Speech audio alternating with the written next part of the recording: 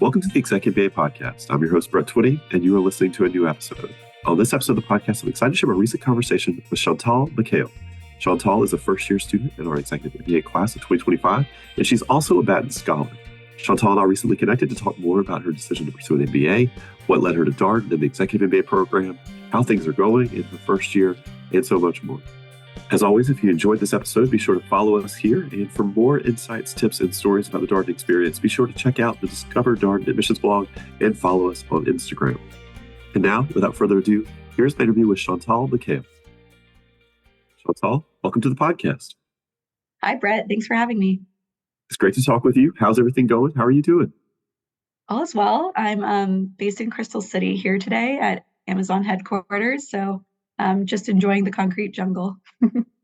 Yeah, we had a bunch of Executive MBA students at Amazon headquarters last Friday, I want to say. Yeah, that's right. We had a wonderful panel here of about 65 students, both full-time, part-time, and executive MBAs. And it was really awesome. We did a scavenger hunt here in the morning and then answered some questions about recruiting and whatnot. Well, that was really cool. I see pictures from that. I'm sure there'll be more photos forthcoming on LinkedIn. As one of a few company visits, I think that happened that day. It's nice to, our career team has been working on these for a while. It's nice to see the students getting out into the DC area, spending some time on ground, so to speak, with prospective employers. So, well, thank you for doing this. It's great to catch up with you. First question is always the same. Tell us a little bit more about who you are. Oh, sure. I'm Chantal. I'm a technical product manager here at Amazon, and I specifically work within Prime Video. I currently lead a team of engineers and data scientists that are focused on shaping what customers watch. So in practice, that means that we've developed a suite of predictive audience impact tools that help us understand how to best activate and engage folks on the platform. So we're the ones in the background that are fine-tuning the algorithms that decide what movies and series get released and how it's showcased on the platform. So our goal is really to help connect audiences with content that we think they'll love. And before Amazon, I really developed this knack for product and analytics at Capital One and at PwC. And as you can probably tell, I'm pretty passionate about data science and media tech. So I'm excited to be pursuing an MBA degree as a Batten technology scholar over here at UVA. Does everybody come to you and say, you know what I'd really like to see on Amazon Prime? Can you add this video or this TV show? Yes, you would be surprised. Sometimes people will come up to me and be like, we need more anime on the platform, or we need more of this. And unfortunately, even though I direct a lot of content investment decisions with the tools that we put together, I'm ultimately not responsible for those decisions. So no industry secrets spilled here. All right. Well, how did you get interested in pursuing an MBA? Yeah, sure.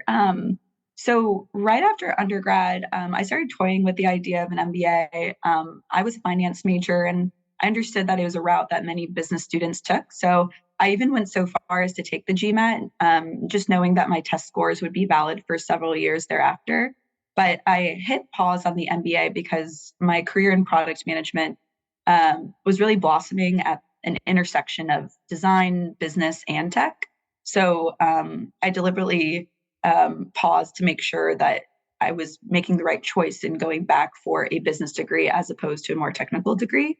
I realized that deepening my business acumen was really key to evolving into a senior role. So I decided to go for it. All right. And so did you originally think about full-time MBA? And how did you shift to executive MBA? Yeah, sure. When I was again, right out of undergrad, I think full-time MBA was a super attractive path. But the executive MBA was one that I was really drawn to several years into working, only because when I was considering the experience, it felt a lot more experiential. And quick aside about me, my mom's a teacher. And so there's a lot of chat within our households about experiential learning being a more learner-centric approach. And she's shared a number of academic studies that have pointed to like higher levels of knowledge retention. And so in choosing or considering the MBA format, I knew I wanted to do something that would combine my direct experience as a worker within a larger company with focused reflection. So I ultimately decided that that executive MBA path would offer me a lot more real-time reflection as opposed to a full-time path. Yeah, I appreciate that point. My mom is also a teacher, and one of the great truths in Oh, life lovely. is when your mom is a teacher or a parent is a teacher, you're going to learn a lot about teaching, a lot about learning, a lot about students, a lot about life at a school, like all of these kinds of things. So that's great. How long did your mom teach? What did she teach? Oh, yes. Thanks for asking about my mom. I'd much prefer to speak about her. She's been teaching for over 25 years, and she actually teaches special needs over in Richmond, Virginia. So, again, I think adapting formats is something we talk a lot about at home, particularly to folks with different learning styles. Um, and she's just wonderful at what she does. She's leaving like a huge impact on the world. What about your mom? What does she teach? Yeah, so my mom is retired, 40 Okay. year educator, though in Charlotte Mecklenburg school system, taught primarily at Title I schools, lots of different roles. At the end of her career, she was what's called a math facilitator, so lesson planning for math, which is obviously a very important subject because it shows up on all the end of year tests. And so lesson planning with all the teachers at basically fourth, fifth grade or so around teaching math in their classrooms, and still very passionate about it. You know, she gets together with her teacher friends. They still talk about school. I love that. I mean, you may be retired, but you're not really retired. That's right. I think you hit the nail on the head. Educators always stay in a space of learning and helping others, and it's a beautiful thing about them. All right. Well, let's talk a little bit more about why Darden. You decided, okay, that this more experiential, more sort of applied approach. You continue working while advancing your skills and knowledge through an executive MBA appeal. But why Darden in particular? Yeah, sure. I think generally choosing a business school is a really carefully informed decision that's influenced by a lot of factors. I know in speaking with peers, it's a trade-off decision between short and long-term goals, location preferences, finances. And as someone that loves data, I tried to take a really analytical approach and sought a program that was best aligned with both my professional aspirations as well as my personal circumstances. So again, at the time that I was really considering returning to the idea of taking an MBA path, um, I was in on the West Coast, but my partner and I were settling back on the East Coast. And so my priorities were to find a business school that would really deepen my network on the East Coast, and in particular the DC area, since that was my new home, as well as an MBA program that would best prepare me for management roles, and of course, one with an amazing reputation. So UVA was actually the only program that I applied to, and I'm a person that is a bit of an all or nothing gal. So I had my heart set from the beginning and decided to go for it. Well, I love that. So you relocate to the East Coast and start an executive MBA program. Tell me a little bit about the sequence of those things. How close in time was that relocation? How did you navigate all that change? Oh, sure. Yeah. So to take a step back, upon graduation from undergrad, I was based in DC. And as mentioned before, spent several years at Capital One. And then I decided that I would love to practice product management outside of financial services. And the best path forward to me felt like consulting. And so I joined PwC, particularly their practice that was based in the Los Angeles area. And that took me out west for about 4 years. During that time, I met my now husband, and we spent a few years being long distance, but knew that our hearts were back on the East Coast. So at the time that he finished with his own education path, we both decided to return to Washington, D.C. So I returned about a year before starting the program. So just got my feet wet, got reacclimated with the community here, and then the door opened to yet another community that was based in Arlington around Sands Family Grounds. All right. So you're a new executive MBA student. What was the adjustment like during those first? I mean, you're still obviously navigating the first year in the core, but during the first couple quarters, what was the adjustment like? Yeah, that's a great question. It was challenging. I think getting back into a student mindset requires great discipline around time management. And as someone that has struggled with balance my whole life, I think making sure that I was setting time aside to focus not only on class, which occurs twice a week, as well as a full weekend once a month, but setting time aside for rest and relaxation, as well as networking. And so I started to employ a number of techniques, one of which is cited not only by Darden, but other comparable business schools called time boxing. And so what I did is I would actually go about planning my day, thinking in terms, working backwards in terms of what I wanted to accomplish, and then would actually go about scheduling time for rest and relaxation or downtime to make sure that I felt recharged for the following day. Again, a very analytical approach, but it really served me well when I was ramping back up to become a student, just because I needed to get good discipline and good habits before it felt a bit more natural to me. So I've since evolved from using that time box habit, but it was great for those initial 2 months when I was ramping up. Yeah, it can be hard to put something like personal care or rest, relaxation on the same level as, oh, I have an executive MBA virtual class or a learning team meeting or a case to prep. But all these things are equally important. I think that's the big challenge. And maybe some things are a little bit more important than others in a given week, but you still have to figure out how to make time for them. That's for sure. That's for sure. The other thing that's interesting, Chantal, particularly from like a time management standpoint, I talked to a lot of executive MBA students about this, and it seems like people become more scheduled in this program, that they put more things on their calendar, that they block out more times because you're trying to balance work and school and life. And it can be really easy to let something drop. So if it's on the calendar, it's easy to share with the other people in your life. It's easy for everybody to have visibility into what your commitments are. Did you find that you became more scheduled or?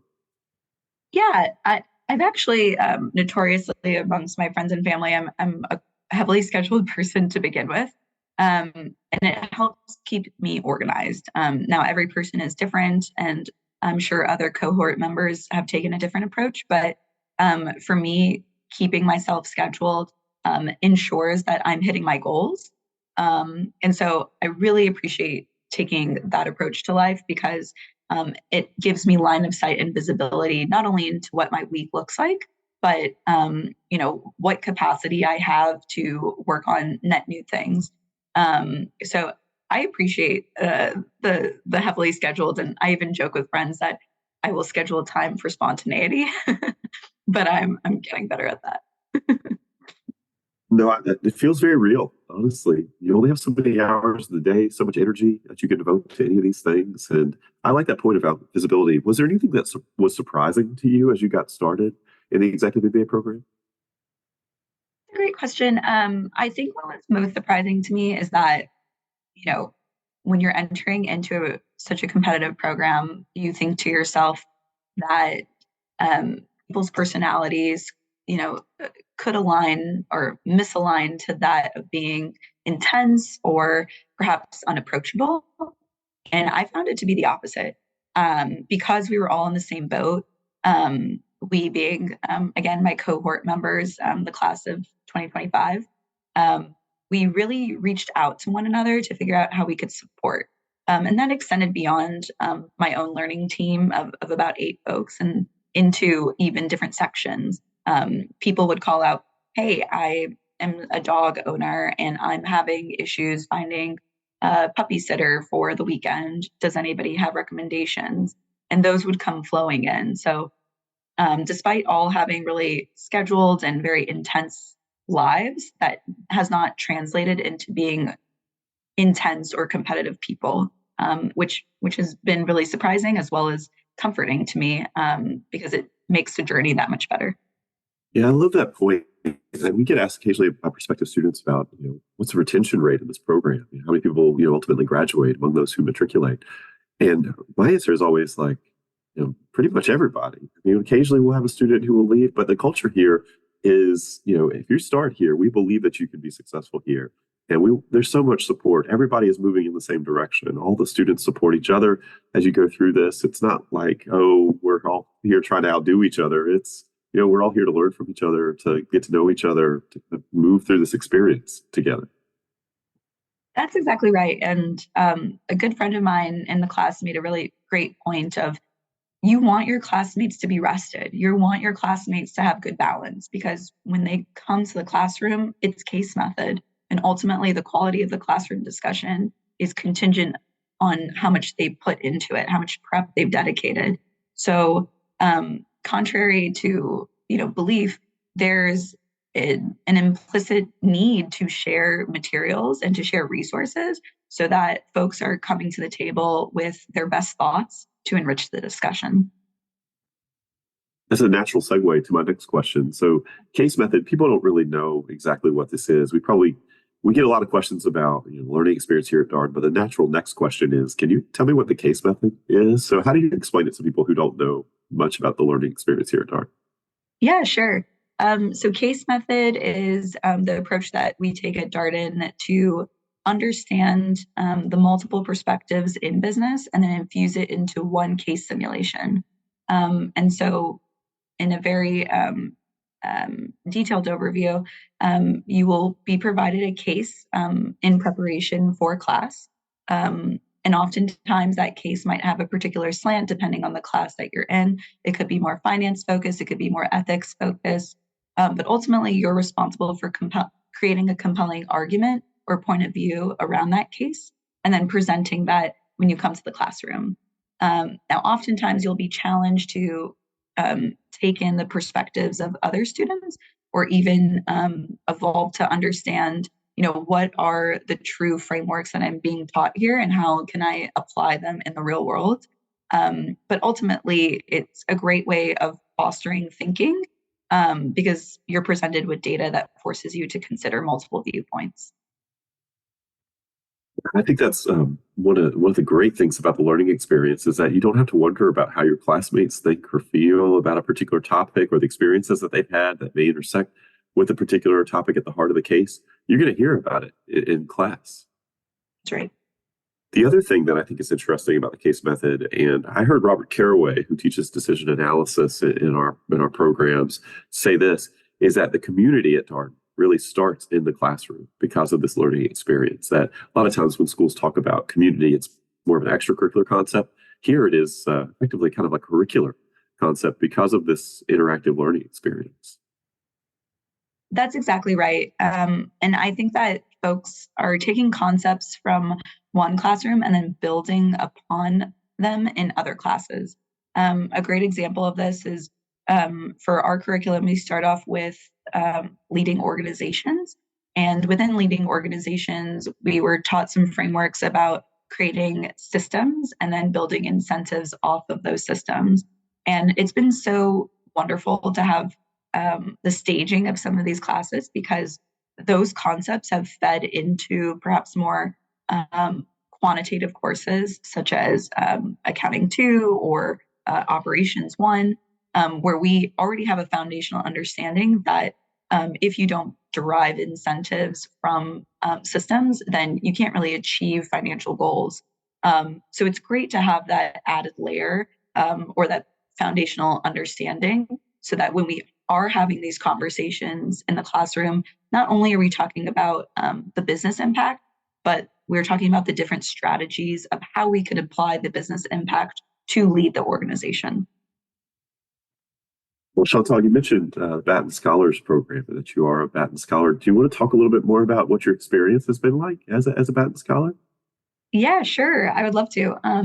So Batten, for those listeners that aren't aware, is a scholarship program for folks that are in technology or innovation sectors that are really invested in bringing the best in data and science to the UVA's MBA program, both full-time as well as executive pathways. And so it's been really rich in it's been quite a rich community. What we've done within the Batten Technology program is not only fostered an understanding of where each of our career paths are leading, but we're providing resources to one another. So to name just a few, there is a Batten Technology Lunch and Learn series where speakers, not only from Darden, but from industry, come in and tell us about the most cutting edge technology or concepts that we should be aware of, and then how we can integrate that into our curriculum. Another offering from the Batten Technology Program is actually an entire venture capital series. So folks in both the MBA and full-time program can learn more about the VC world and even do their own pitch that could receive funding from the University of Virginia. And then the third offering that has been really compelling is many folks that are entering into the MBA program are interested in entrepreneurship through acquisition. And so there's an entire ETA path that Batten has made available for those that are interested in getting their feet wet in the entrepreneurial world. Yeah, I think it's been really cool. All the programming sounds super interesting. And then you have this idea of like a network within the network. So you get a chance to get to know the other Batten scholars. That's been pretty cool. Absolutely. I've really benefited from it. And I mean, just to draw on the power of Batten, there have been, one of the hot topics within the EMBA program is ensuring that we have really rich curriculum that is brought for our second year students, since first year is really aligned to the core curriculum that all full-time as well as executive and part-time students would have, but second year is more subject to change based on electives made available. And Batten has been a great conduit to bringing more technical electives into the program and providing that awareness to students that those more technical electives that sit at the cross section of business and AI exist. And we could feasibly pull them in to focus on them in our second year. So I've been really thankful for, as you pointed out, the network within the network. Yeah, I've also been struck in my conversations with folks at Batten. Batten, I think historically at Darden has been thought of, oh, the entrepreneurship people. But increasingly, it feels like they're starting to build out more tech emphasis in what they're doing and in their programming. That's exactly right. I should have stated this from the get-go, but Batten's mission is to challenge every Darden student to fulfill their potential through transformative technology learning experiences. So even though, I'm someone that's in the program and is getting access to many of these resources, it's actually the mission of the Batten Institute to encourage all students in both executive, full-time, and MBA paths to think about how they could apply tech or innovation to their world and then inspire new ways of thinking about value creation. Yeah, that's awesome. I've been struck. So Batten had a Tech Connect program up here in the fall. There will be a venture capital conference that will be taking place here. It's actually the UVA Venture Capital Conference, but it's led by Les Alexander, who teaches at Darden, and that will happen here in Roslyn. People are always asking about events and programming, and there's quite a bit that happens here. Here in Roslyn, there's also an AI conference that I think you helped support, if I remember correctly. So I have a vision of you like sitting at the registration table from right. This like early winter or so. Yeah, just to quickly speak on that, the conference that you're referring to was our first inaugural joint venture between the Darden School of Business as well as UVA's School of Data Science. And so it was focused on bringing rich ideas around experimentation, analytics, and AI. So we hosted, I believe, close to 115 people in Arlington to talk about the future of AI and business in both the private and public sectors. And it was wonderful. It was awesome to hear from industry speakers as well as the academic staffs and some of our faculty leaders like Professor Yael to understand what direction the future is taking us and also how Darden can be a part of that. Yeah, it felt very timely because all the ChatGPT stuff was going on, and I feel like there's a different AI story every day. It is amazing just to see how quickly it feels like this industry is moving, and We'll probably continue to move. So Chantal, I'm curious, what are you looking forward to in the months ahead? Here you are in quarter four. You just had a weekend residency this past weekend. You're taking operations, global economies, and markets, as well as business ethics in this quarter. What are you looking forward to in the coming months? Oh, for sure. There's a number of things. The first, I'm really looking forward to the global residency that I have coming up. So I will be going to Argentina with a small cohort of folks to learn more about sustainability and business development in that area of the world. And I have to tell you, I was looking at flight paths yesterday, and I could not be more excited to be spending time in Buenos Aires and Mendoza with some of my classmates. So, and first and foremost, really looking to forward to that opportunity. And then along those veins, when I'm really looking forward to fostering more connections with the people in the program.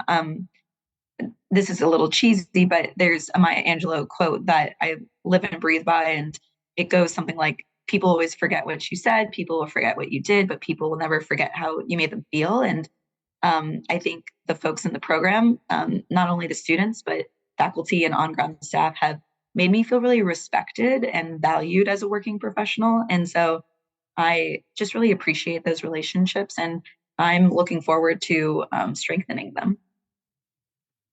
I will tell you, as somebody who participates in global residencies at a distance, mostly via LinkedIn, the pictures from Argentina are always incredible. It Yes, seems yes. like an amazing global residency. It's been quite popular. Our part-time MBA students have that as an option in the fall of the coming year. The first second class of part-time MBA students have a chance to participate in a global elective there. I'm curious to see if it's also popular with them, but it has been a real hit with our executive MBA students for several years now. I have no doubt it will be another hit. And I'm looking forward to convincing my classmates to stay an extra couple of days so we can soak up everything that Argentina and the Patagonia region has to offer. I mean, if you're there, if you got it all that way, you might as well stay a little bit longer. I always tell people we get so many questions from prospective students about time, which is understandable. When you're on the outside of the program, looking at the program, you're talking to people in your life, you're talking to people at work, you are talking to them about how little this will impact your availability and your time, and you will still be able to do all the things. And don't worry. But when you get into the program, it's been interesting to me, particularly around these global residencies. We've had some students who've gone very far afield and have stayed on for a while. We had a few students who went to Australia a couple of years ago, and I think they stayed in New Zealand for another week or two. So people do find flexibility once they get into the program. I always take that as a comforting note that you think you can't do it, but you can. Your life will really conform to school. You'll dial back at some other things. Does that resonate with you, Chantal? Absolutely. Oh, absolutely. I To bring up another personal anecdote. So some of our classmates recently returned from India and Morocco trips, and those are a little bit more challenging of flights when compared to Argentina. And I chatted with my classmates to ask them, how did you balance school, since oftentimes those residencies start towards the end of a quarter and overlap with exam period. And so I inquired, how did you balance school as well as, having fun and soaking up everything that the residency has to offer? And I was delightfully surprised to hear that it seemed quite seamless. So the program bakes in a couple of days for folks to take exams. And as long as you're a self-starter and, again, disciplined, as all my classmates are, you can really knock those out in your first few days, immerse yourself into the global residency experience, and then manage to get at least a few days, if not a week, after the global residency to really soak up everything that that country has to offer, all before starting classes again. So again, we're all adults here. We are all like highly disciplined people. I think there are constraints in time, but I've been really impressed with how folks have been able to manage their time, as well as how thoughtful program leads have been in crafting experiences that seem to work seamlessly into our lives. So I'm really thankful for that. And yeah, I've been delighted to hear that it's been so easy to transition into. Yeah, with those longer trips, you want to go ahead and get to the location. You want to try to give yourself a couple days to ease into the experience if you can, because really students are asked to be there on Saturday before really programming will start up on Sunday, kind of run through Friday evening. But if you're going to India, you're going to Vietnam, you're going to Australia, some of these places where students have traveled recently, um, you really want to give yourself every opportunity to enjoy that. Don't treat it as like, I'm just here for these days, I'm going home. Like, when's the next time you're going to be able to be in this place with this group of students? I really enjoyed hearing that perspective from our students. That one trip I went to Brazil back in November 2019, as I was checking into the hotel, there were students leaving to go on a helicopter waterfall tour. I was like, Wow. that's pretty nice, right? Where else can you do that? I don't know. So, yes, people do find time for side trips. So, do you have a favorite memory from the program as far as Chantal, something that you really enjoyed? Oh gosh. Yes, there have been so many. I can speak on two. So the first is in our leadership communication class, we actually had the opportunity to partner with the Aerial Group, and um, it was awesome. There, for those that are not familiar with the Aerial Group, they are all theater trained, many of which are actors, and they really took an Aristotle approach to or Greek a Socratic approach to how we think about leadership communications. And we did all sorts of simulated exercise and improv activities to really help us understand how to best communicate as leaders and um, how to make sure that we're delivering messages with impact and vision. And it was just such a wonderful way of combining, again, experiential learning with play. And so I got to see some of my classmates as well as myself put in situations that were a little bit uncomfortable, but filled with humor and just a ton of fun. So that's definitely one of the more memorable things for me. And I guess the other favorite memory that I had that has been a part of the program was a particular dinner that I had with a group of classmates at my friend Kara's house. And we were surrounded by women in particular and all taking turns explaining why we did the program as a way of getting to know one another better. And my friend Annie, who's beloved in our class because she's not only uber smart, but just, again, has a wicked sense of humor, looked at us really solemnly. And she told us that she was doing this program to make her two daughters, Maeve and Claire, proud.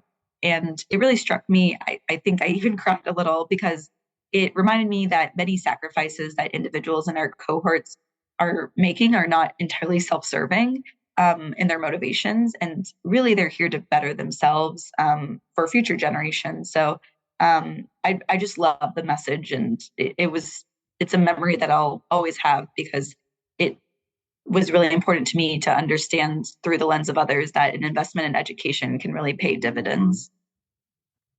Yeah, I love that point about Annie's story. Not unusual to have parents in this program say, I'm here to set an example for my kids or to show them that they can pursue an MBA, that this is something that's possible for them. I want to have that as a legacy. I want to have that as an example. And that's very powerful. Certainly people are here to expand their career opportunities, advance, all these kinds of things. But that's sort of, what's happening within that family unit or people, the example that you're setting, and that is something to think about. It's really always made an impression on me. Absolutely. And for me as well, especially as someone that is thinking about that next stage of life, it's been, I mean this when I say it's been so inspirational to see classmates that are balancing full-time careers with having children and taking on this program. And again, being so supportive of one another along the way. Well, Chantal, again, early days. You are just approaching. You're getting closer to the midpoint of the program. Quarter five, you'll hit it, and there'll be a celebration, a mid-program celebration. But what's been the impact of the program for you thus far? Is it too early to say? Do you have a sense of what this might look like? Oh, yes. Again, I think it's too soon to tell, but as I mentioned previously, I think it really will be the people and the network. Something that I've already done is reach out to graduating or as well as graduated executive MBAs from the Darden program to really bolster my network and understand what lies beyond.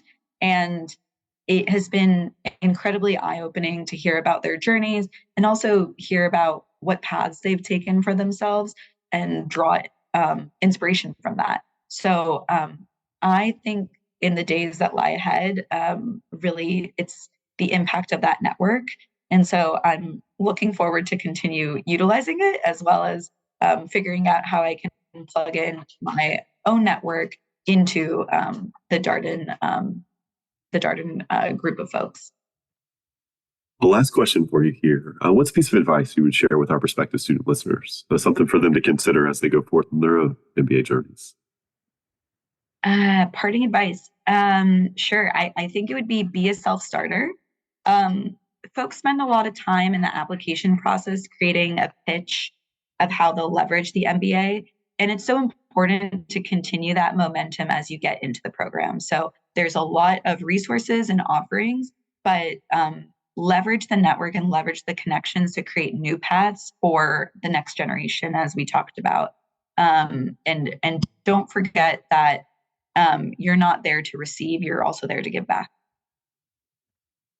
Well, Chantal, thank you so much. I know it's busy always, the work that you do, but so appreciate you taking some time out for the podcast. And thank you for sharing your story. Like I mentioned this before we got started, but a previous podcast guest said, you got to have Chantal on the podcast. People need to hear from her. So excited to record this today. So thank you. Thank you so much, Brett. It was great chatting with you. And that was my interview with Chantal Mekhail, a first-year student in our Executive MBA class of 2025. As always, if you have any comments, suggestions, requests you'd like for us to cover here on the podcast, we're all ears. We can be reached at exec, that's ExecMBA @darden.virginia.edu. Until next time, stay safe, be well, and thanks for listening.